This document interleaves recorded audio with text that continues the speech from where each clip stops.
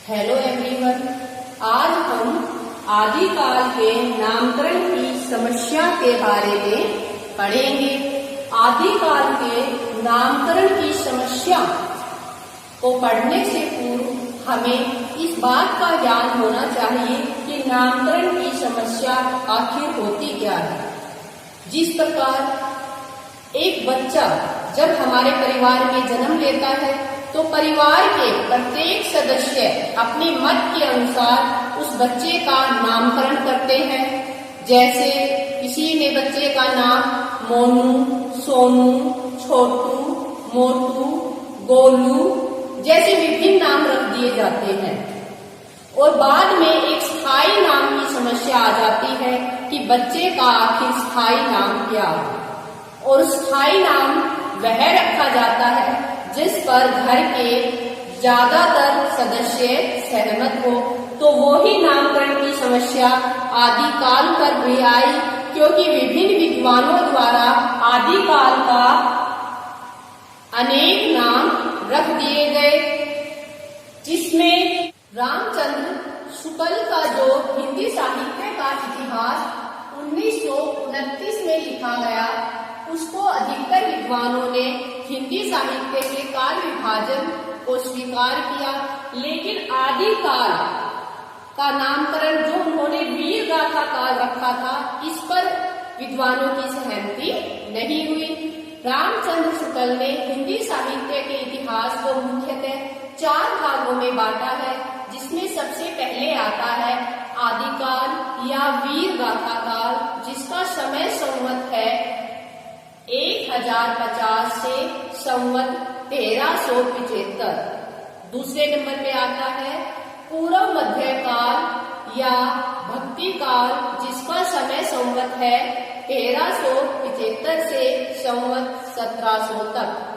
तीसरे नंबर पे आता है उत्तर मध्य काल या रीति काल, जिसका समय संवत 1700 से संवत 1900 तक है।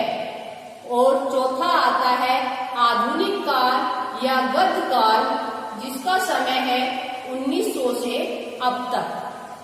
तो नीचे के तीनों नामों को तो विद्वानों ने स्वीकार कर लिया, लेकिन आदिकाल के नामकरण पर अधिकतर विद्वान रामचंद्र शुक्ल जी से सहमत नहीं हुए। किसी भी काल का नामकरण 2 आधारों पर किया जाता है। नंबर 1 उस समय की साहित्यिक प्रवृत्ति के आधार पर, नंबर 2 किसी विशिष्ट साहित्यकार की विशिष्ट कृति के आधार पर। इसमें सबसे पहले आता है रामचंद्र शुक्ल का वीर गाथा काल। रामचंद्र शुक्ल ने आदिकाल को वीर गाथा काल नाम दिया और इस वीर गाथा काल नाम देने पर 12 ग्रंथों को सम्मिलित किया, जिसमें विजयपाल रासो, हमीर रासो, कीर्ति लता, कीर्ति पताका, खुमान रासो, विशलदेव रासो, पृथ्वीराज रासो, परमार रासो, जयचंद प्रकाश, जय मयंक, जस चंद्रिका, खुसरो की पहेलियां और विद्यापति पदावली। उन्होंने इन 12 ग्रंथों को शामिल किया और कहा कि ये वीरता प्रधान ग्रंथ है और इसलिए इस काल का नाम वीर गाथा काल होना चाहिए। लेकिन विभिन्न विद्वानों ने इसे स्वीकार नहीं किया और उन्होंने कहा कि विजयपाल रासो, हमीर रासो, कीर्ति लता और कीर्ति पताका ये चारों रचनाएं अपभ्रंश की हैं। उन्होंने कहा कि खुमान रासो और विशलदेव रासो 15वीं शताब्दी में लिखी गई। उसी प्रकार पृथ्वीराज रासो और परमार रासो की ऐतिहासिकता अभी प्रमाणित नहीं है। जयचंद प्रकाश और जय मयंक, जस चंद्रिका की प्रमाणिक कृति हमारे पास उपलब्ध नहीं है, केवल हमें इनके नामों के बारे में ही सुना है। वैसे ही खुसरो की पहेलियां हिंदी में तो जरूर है, लेकिन इसमें कोई वीर प्रधान रचना नहीं है। विद्यापति पदावली को स्वयं रामचंद्र शुक्ल जी ने स्वीकार किया था कि इसकी रचना संवत 1460 ईस्वी में हुई। इसलिए इन रचनाओं के आधार पर इस काल का नाम वीर गाथा काल नहीं रखा जा सकता।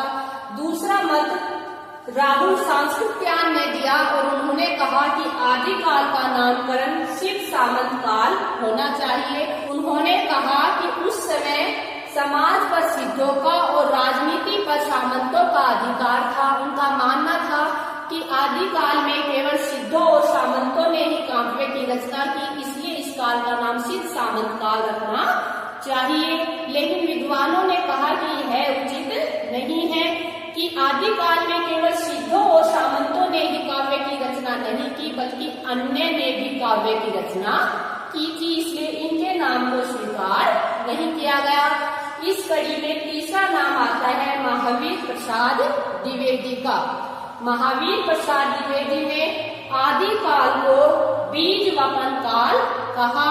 उनका मानना था कि इस काल में ही काव्य का बीज बोया गया। बीज वपन का अर्थ है बीज का बोना, लेकिन उन्होंने यह कहकर प्राचीन साहित्यिक प्रवृत्तियों को नकार दिया, तो यह नाम स्वीकार नहीं किया गया। इस कड़ी में अगला नाम आता है राम कुमार वर्मा जी का। उन्होंने इस काल को संधि काल व चारण काल नाम दिया और उन्होंने कहा और उन्होंने संधि काल व चारण काल को दो भागों में बांटा।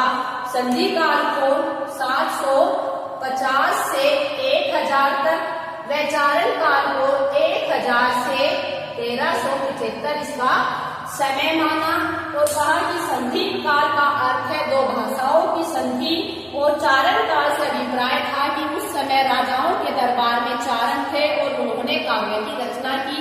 लेकिन राम कुमार वर्मा जी का यह मत सही नहीं है, क्योंकि राज दरबार में रहने वाले केवल चारणों ने ही काव्य की रचना नहीं की, बल्कि अन्यों ने भी काव्य की रचना की थी। इसी कड़ी में अगला नाम आता है हरीशचंद्र वर्मा का और उन्होंने आदिकाल को संक्रमण काल नाम दिया और उन्होंने कहा कि संक्रमण का अर्थ है दो भाषा और दो साहित्य का मिश्रण, इसलिए इस काल को संक्रमण काल नाम देना चाहिए। इस कड़ी में अगला नाम आता है ग्रियर्सन का और उन्होंने आदिकाल को जो है चारण काल नाम दिया और इसका समय संवत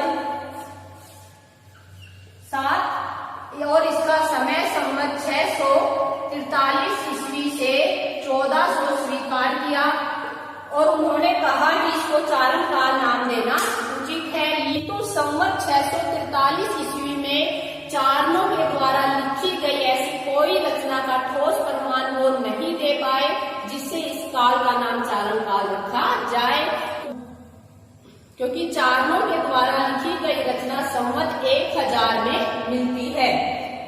इसमें आखिरी नाम आता है हजारी प्रसाद द्विवेदी जी का और इन्होंने इस काल का नाम आदिकाल रखा। उन्होंने इन सब काल नामों का मंथन किया और अंत में इन्होंने निष्कर्ष निकाला कि इस काल का नाम आदिकाल रखना चाहिए और विभिन्न विद्वान इनके आदिकाल नाम रखने पर सहमत भी हो गए, क्योंकि आदिकाल में न तो किसी विशेष साहित्यिक प्रवृत्ति की चर्चा होती है और न ही किसी विशिष्ट व्यक्ति की साहित्यिक कृति की रचना होती है, इसलिए इस काल का नाम आदिकाल रखना उचित होगा। उन्होंने आदिकाल का समय 1000 ईस्वी से माना और डॉक्टर नगेंद्र भी इनके इस विचार से सहमत थे।